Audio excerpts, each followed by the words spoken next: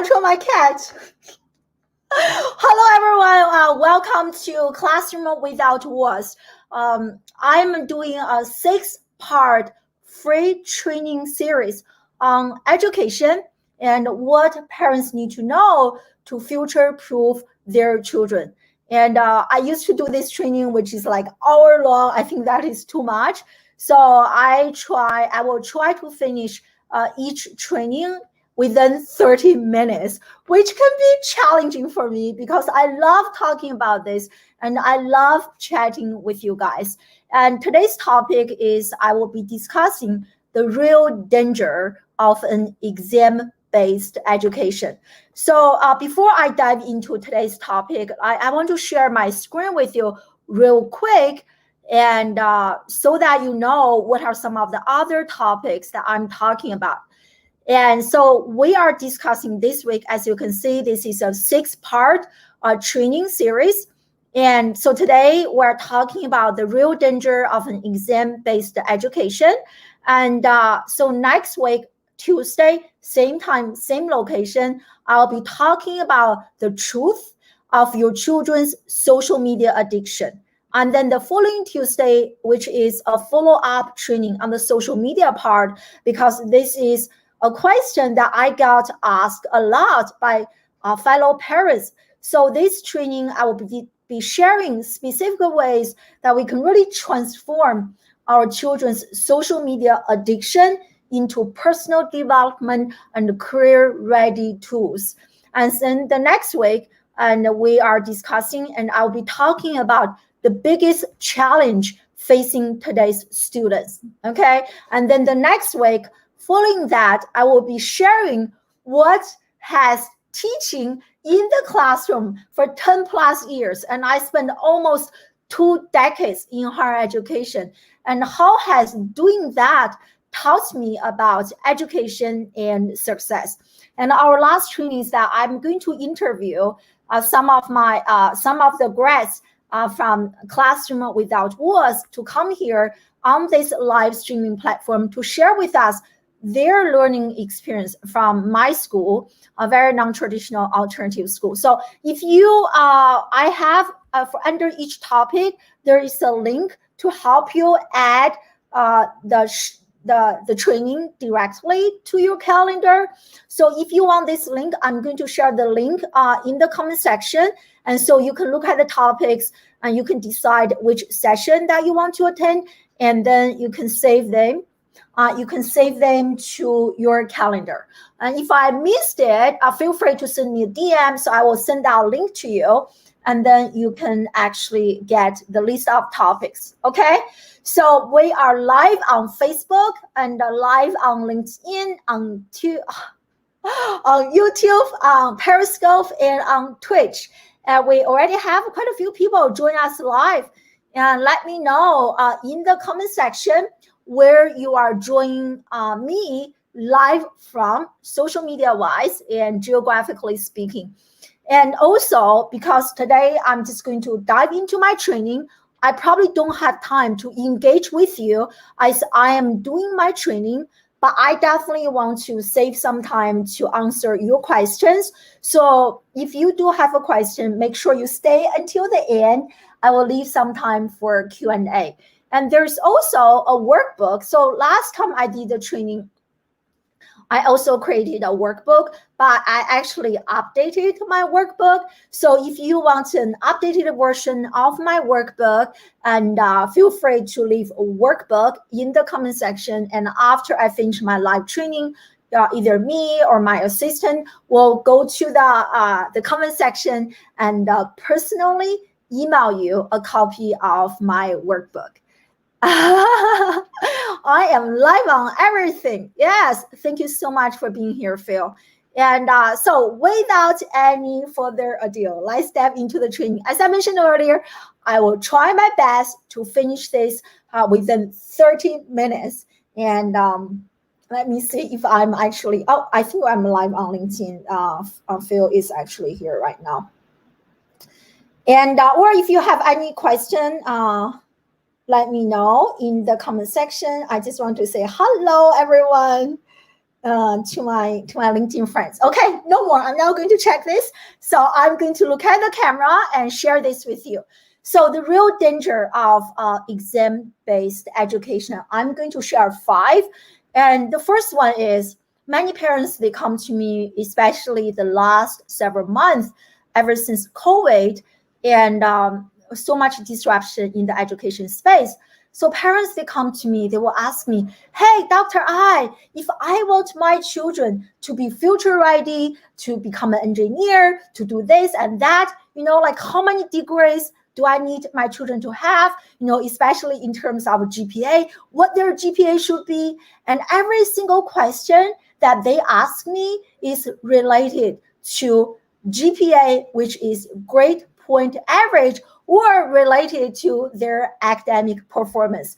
And here, I'm going to share something with you that may be shocking to you. But as a parent, you have to hear this, okay? So number 1, the first danger.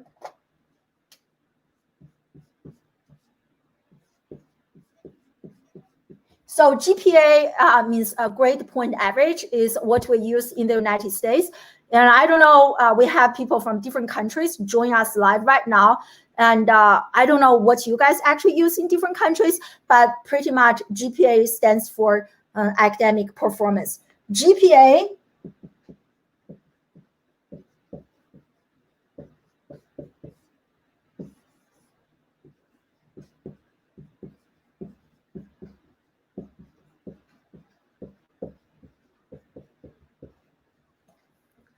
hold on, let me remove my logo. My logo is a bit distracting. Hold on. Yeah, good. So GPA is actually inversely related to innovation. Okay, so think about it. I think if I ask a parent this question, would you like your children to be an innovator, to be a disruptive leader? Most parents will tell me, oh yeah, of course. I want my children to be innovative, to be creative. So if that is the case, you should not use GPA as a way to evaluate and to educate your children. And so what this means is that the higher the GPA that your children have, the less likely that they are to innovate. In other words, the lower the GPA, the more likely that they are to innovate. So this is actually a very big study. The researchers interviewed 10,000 students. I have my information here, okay? And 10,000 students from the United States, from Canada, from Germany, from Qatar. And so, and the study, and they also have a few different discoveries, but this one is highly relevant to what we are discussing today, okay? Out of those 10,000 students, the higher the GPA, the less likely that they are to innovate. So really, parents, it is time that you ask yourself, do you want your children to become a robot, right? Obey and follow orders all the time, becoming so obedient, or you want your children to think outside the box, to be disruptive, to be innovative, to be critical and creative. So if the answer is yes to my second question, then you really need to move away, move beyond academic performance only. So that is the very first danger. Okay, so I see that we have a few more people here, and I'm going to answer any of your questions at the end. Okay, so that is number 1. And I'm going to discuss the second danger as of this exam-based learning. Okay.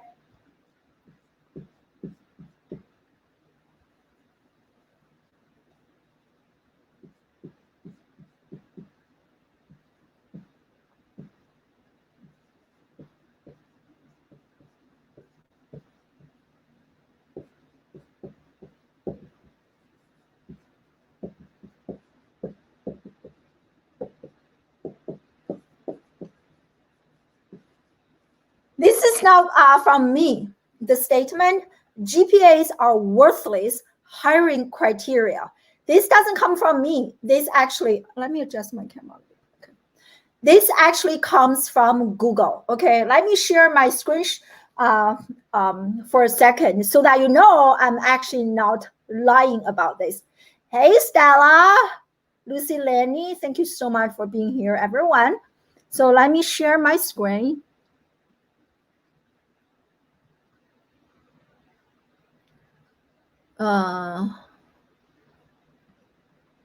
So I don't know if you can see this clearly, but this is the quote, okay? So this is from the Senior VP of People Operations at Google. Let me make this a bit bigger. One of my own frustrations when I was in college and grad school is that you knew the professor was looking for a specific answer, and you could figure that out. But it is much more interesting to solve problems where there isn't an answer. You want people who like figuring out stuff where there is no like a clear path. Okay, and also read this sentence, right? The current academic environment is not creating the kind of thinkers that we needed today. Okay, so keep that in mind. And this is not from me, from someone in a high-ranking position at Google. And here is another example that I want to share with everyone. So Elon Musk, right? So earlier this year, and people asked Elon Musk, you know, he tweeted we're hiring at Tesla. People want to work for him. So this is his tweet. Okay. So this guy, Sam, was talking about like a PhD. So Elon Musk tweeted, a PhD is definitely not required. Okay. So that's the first sentence. I also want you to pay attention to the last sentence. He doesn't even care if you even graduated from high school or not, okay? So what we learn from those examples is that experience is a lot more important than degree. Unfortunately, our children do not have enough real life exposure from a traditional school learning environment. And also, when you think about students, they are only practicing peer-to-peer communication. Children, if you really want to cultivate their social skills, they need to be in a mixed age learning environment, just like in real life, okay? But that is almost like a different training. So just to follow up our discussion on GPA, academic performance, and I have another article I want to share with you. So this article actually came out earlier this year. And so 15 additional companies no longer require a degree. And I thought this is so crazy.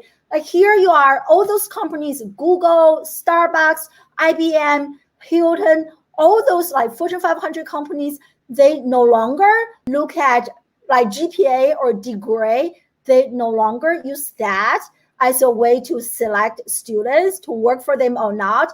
But when you go to a traditional school learning environment, the only thing, maybe not the only thing, the most important things that the parents cared about are related to academic performance. And I want to shake people, listen, you know, it is time that this new model be aware of the changes, what is happening. You know, traditionally, maybe that is what is important. You need a degree in order to start a business. But you know what? It doesn't work like that in this day and age. And in fact, I have met and worked with enough people who don't really have a degree, but they are very successful in life. And remember what I shared earlier, GPA and innovation. To succeed in the 21st century, you need to be creative, you need to be critical, and you need to be innovative. Okay, so move away from academic learning only. And remember this. And here I just want to kind of briefly mention a very important learning model. I mentioned this before, but it is time to refresh our memory. Here, Hold on.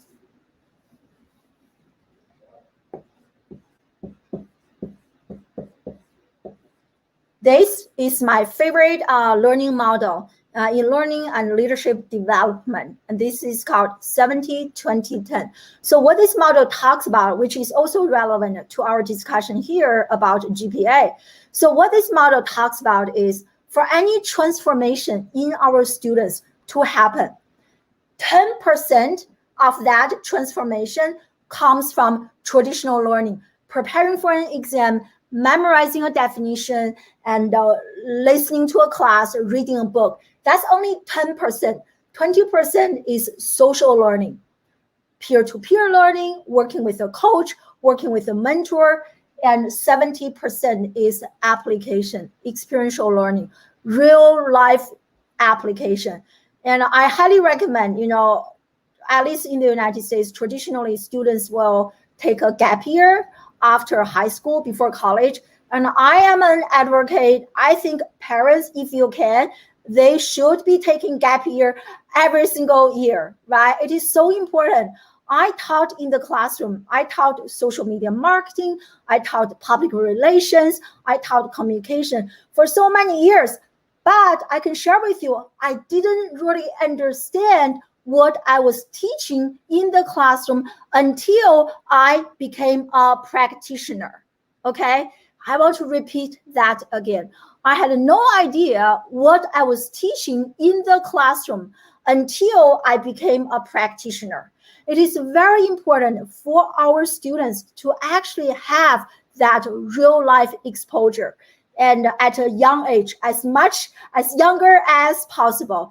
Definitely before they choose a major, you want to, and in our later trainings, I'm going to show you how children can actually tap into social media to gain professional experience. But that is very important, okay? So that is the second danger. And the third one is, sorry, I dropped this.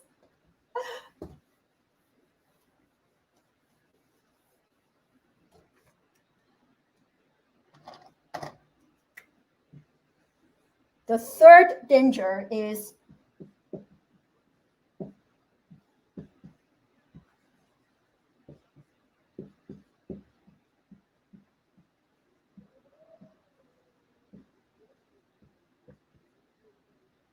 I hope I got that word right. It's high student disengagement. Okay, so here's a study. Actually, I have two. So one study is conducted by Gallup. So Gallup, they surveyed 5 million students and from the age of 10 to 17 years old. So from 5th grade to 10th grade. And they asked those children, hey, how do you feel about school? Asking them to reflect on their emotions. So after they surveyed 5 million students, guess what? So according to the survey study, 53% of students being surveyed are highly disengaged when they go to school. 53, my friend, that is more than half. Okay, so imagine you go to a class, 30 students in the classroom, 15 out of 30 students are falling asleep, thinking about their lunch, thinking about their boyfriend, girlfriend, whatever, right? They are very disengaged. Physically, their body is on the chair. Mentally, they are somewhere else. Okay, very high percentage. And here's the interesting part. So among the students who are disengaged, you know what the researchers discovered? They actually discovered as children become older, from like primary school to middle school to high school, as they become older, they are more disengaged compared to the children who are actually younger. And my rationale for this is that there's more damage, right? They are more conditioned by the traditional educational system. And I can testify to this because I taught in the classroom for 10 plus years. I spent 2 decades in higher education. So the study I shared with you earlier is only from 5th grade to 12th grade. and I work with higher education students. And I can tell you, I used to joke about this. Education is the only service when people are paying the money, they don't want to receive the service. And oftentimes when I had to cancel my class because I had to go to a conference, I had to speak at an event, my students, they were like, hooray, yes, class is canceled, overly excited. And then I can definitely tell that they are not that interested in my class. And I'm not just talking about my class. I'm talking about classes in general, the conversations that I have had with other educators. It is a very, very common. Research has shown that students are very disengaged. The older they become, the more disengaged they become. And also in the survey, and they did a textual analysis, and they asked the students to use words to describe their feeling toward their corresponding school. And here are the 3 words that the students use the most: bored, stressed, and tired. I'm so bored. I'm so stressed out. I'm so tired. Let me ask you, we have a dozen people here. Let me ask you this question. When you are in that state of feeling stressed out, feeling tired, feeling bored, is the time for you to learn a new skill, to learn new knowledge, to develop, to cultivate your imagination and curiosity? Of course not. When you are in that state, it's time to fall asleep. When there's an exam, it is time to fight or flight, okay? It is not time to learn a new skill. So that is another danger, this high student engagement. Even though physically they are in the classroom, you really have to ask yourself, how many students are actually observing the information and how many of them are actually going to apply what they have learned to make an impact in our society. Okay, so that is danger number 3. And I'm going to discuss number 4. If you are enjoying this, give me some hearts and feel free to tag friends who can benefit from this content. Okay.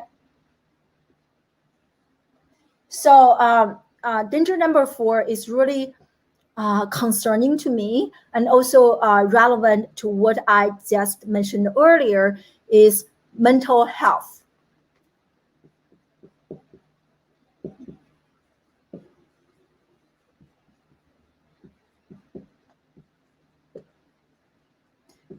As a result of being so stressed all the time from so many exams, okay, and just a few days ago, and like even I think ever since COVID, I have been having conversations with parents, and unfortunately, and some of the parents that I know and some of their friends, their children committed suicide, ended their life.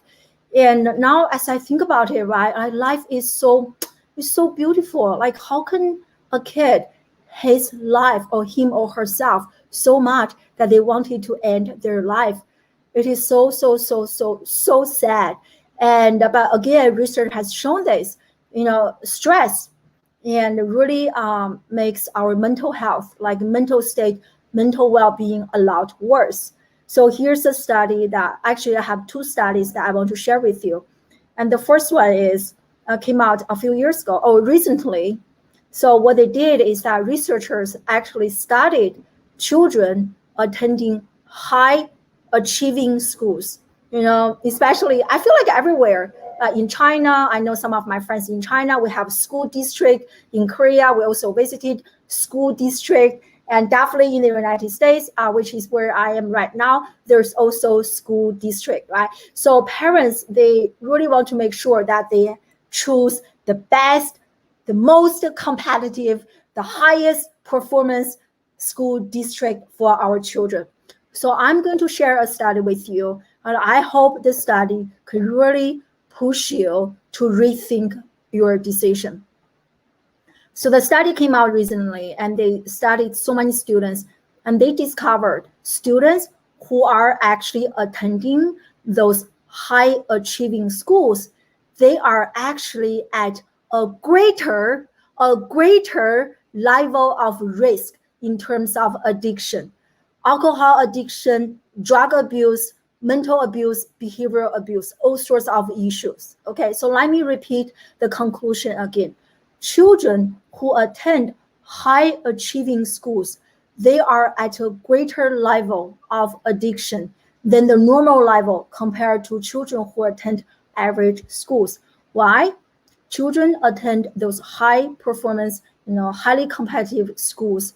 They are under a much higher level of stress and compared to other children. Stress from their teachers, stress from their peers, stress from their parents, right? To compete, and to perform, to outperform, and to get to that Ivy League school. Very sad. And so here's another relevant study that I don't know how many of you are familiar with this. I think I probably shared the study at some other places. So this is kind of very interesting study.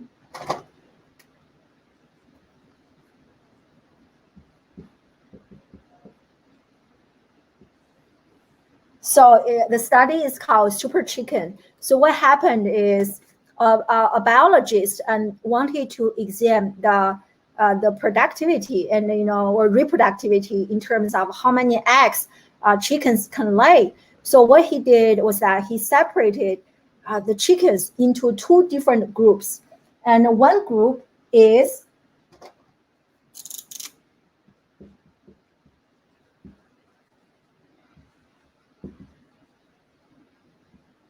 I wish I could draw a chicken. So one group is the average chicken, and the other one is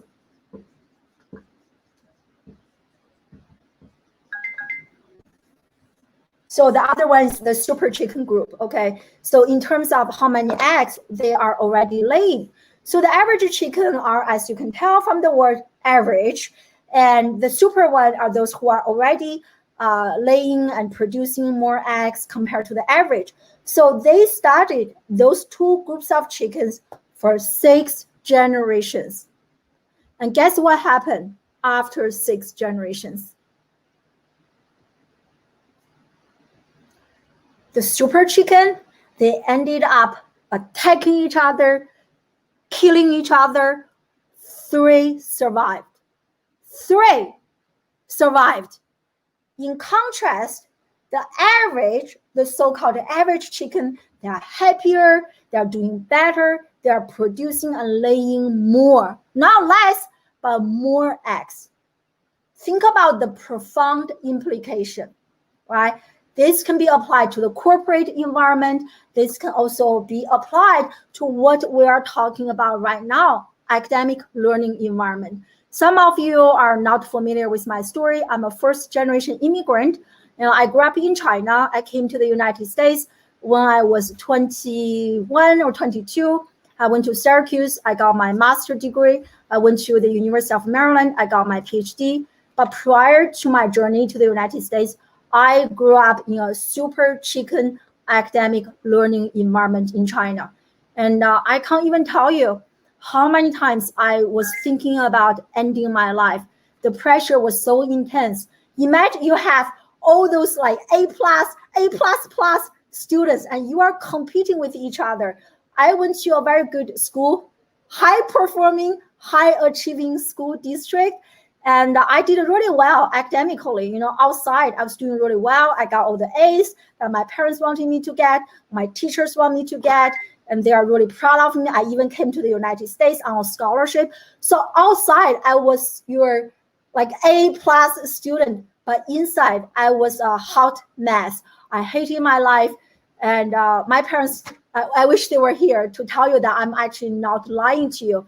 So in my bedroom, on the wall, I wrote hate. I hate my life. I used a pencil, I carved on the wall. I hate my life. I hate my friends. I don't have any friends. We were lying to each other. Did you study? I didn't study. Like we were lying about answers. We were lying about everything. And I hated my life. I hated learning. I hated my school. I was pretty depressed. It was not an ideal mental state. And I can see that in our students today, right? So this is another danger of putting our children, well-intentioned parents, right, trying to send our children to a very high-performing, highly competitive school district. And I think if you want to do that, you need to spend additional time and effort to really care about your children's mental, emotional state, because you don't want your children to end up being a high performance chicken or high performer, right? But eventually ended their life. I don't think that's what we wanted to have as parents, right? So that's and here's another study, and talking about student disengagement and mental health and highly stressed environment as those children are trying to get into a really good school. Every 26 seconds, a kid drops out of high school in the United States. This is a recent study. Every 26 seconds. I can't believe it.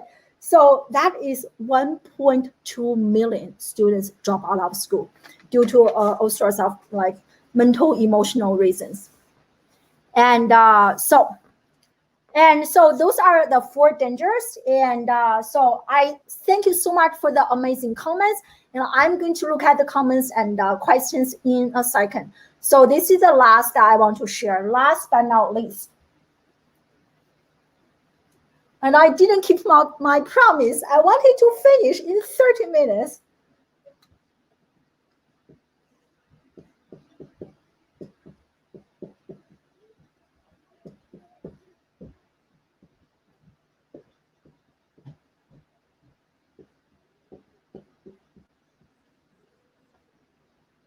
It's been long. So what I want you to say is, maybe I should finish.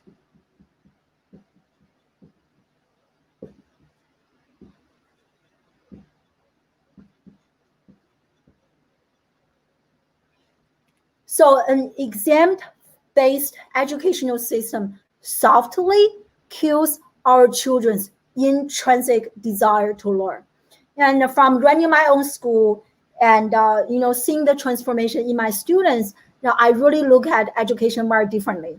And I used to ask the question, I used to complain about my students. They don't really care, like, what's wrong with our students. But now seeing the transformation in my own students at Classroom Without Walls within a matter of like 5 days or 10 days, now I ask a much, much better question, I think, and I hope. What is wrong with today's education? And I think, from my personal experience and based on the research that I have conducted, an exam-based education really kills our children's intrinsic desire to learn, because learning has become external. Learning is to please the parents. Learning is to earn, when you are a younger kid, kindergarten, and you earn that like star, you'll have a flower or star, like 5-star. Today I got 5-star. Today I got 3 flowers.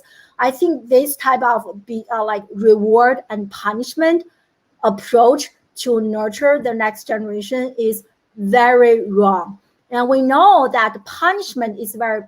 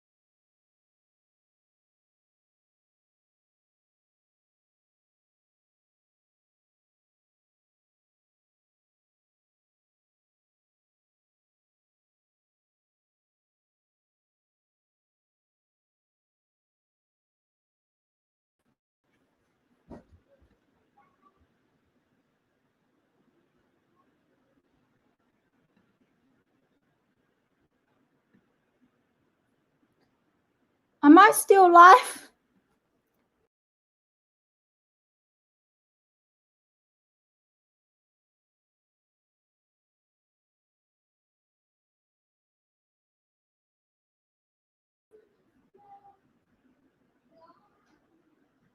Seems like I'm back. We have a power. We lost our power. Am I back? That's why I love StreamYard so much. Even when you lose power, the show continues. I don't know how many people are still with us.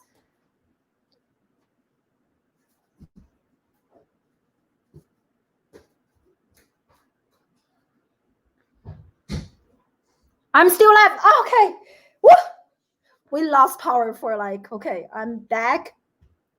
So where I was. Yes. So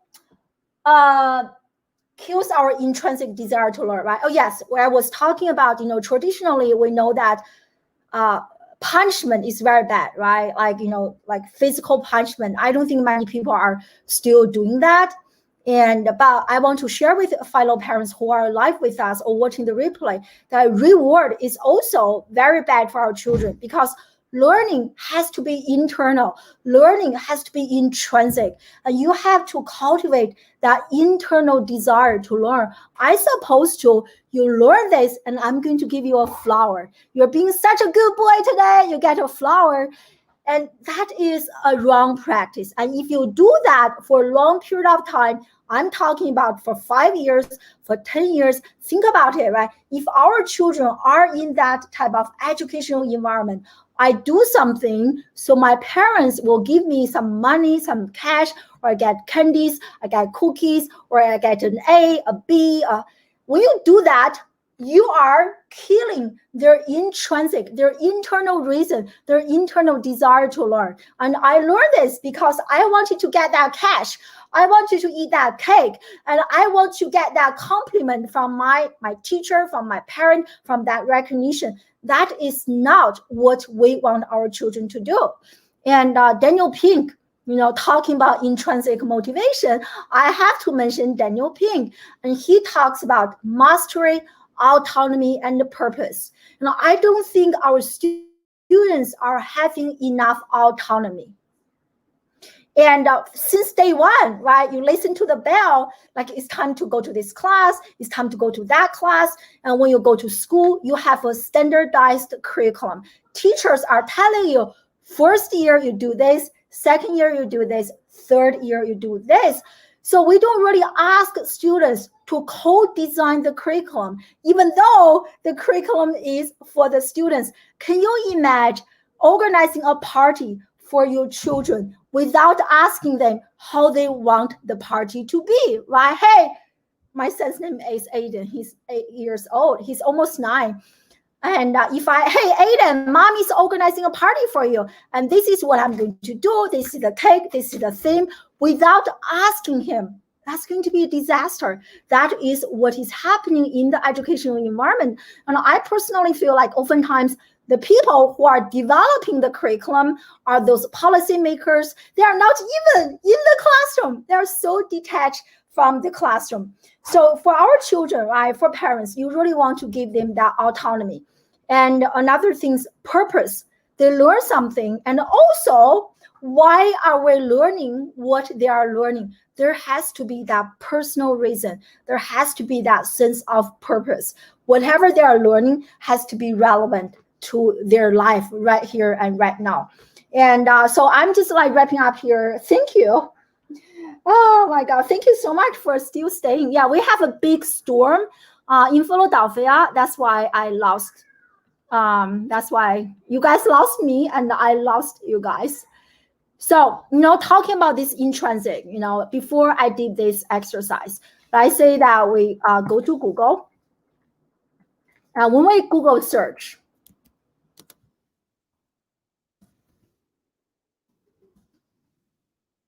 right? School makes me feel like angry, like an idiot, stressed, and nothing positive, right? And then when we do this, I actually did this last night. Exam makes me feel, wow, there's like Why is alive? Okay. I think it's like maybe a different content. But last night I checked something, or maybe school exams.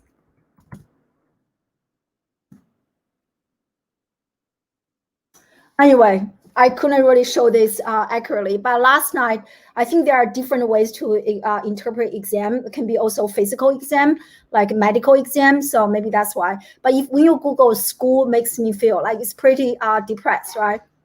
So anyway, so here are the 5 reasons to kind of yeah, Storm. Yeah, so kind of to recap, and thank you for joining us live. And the 5 dangers. And so first, number 1, GPA is actually inversely related to innovation. So if you want your children to be innovative, stop looking only at GPA. Second, experience is a lot more important than degrees. And number 3, a high is the high student disengagement in the classroom. And as they grow older, they become more and more disengaged. Okay. And number 4, we discuss mental health and how that has become a big concern. And number 5 is how an exam-based learning really kills that intrinsic desire. And as a parent, you need to practice the pedagogy of listening, or as a teacher, really understand your children and design projects based on their interest. So those are the 5 dangers, and those are the things that we disrupt at the classroom without walls model. And I want to share with you the model that we have been using at my own school and how we are transforming my own students very remarkably. Let me share my screen.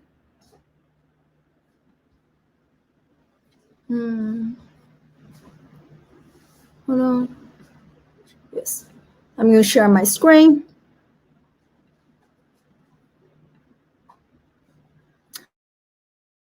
So this is actually the model that we use. And the tip of the iceberg is really school-based learning. I don't know. Can you guys see this? Am I actually sharing my screen? I hope so.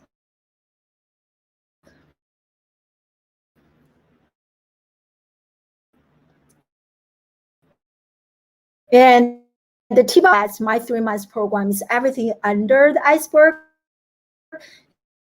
And I'm going to discuss each of the 3 elements in the future trainings. And so, for example, we discuss new media and how they can actually build an online presence and use social media as the learning tool and to build their careers. Another component is life skill. And last but not least, we also cover mindset. A very holistic. So I want parents to understand, right? If you GPA, you need this entire model works because this. So you can fix what we use. At I also we are right now one.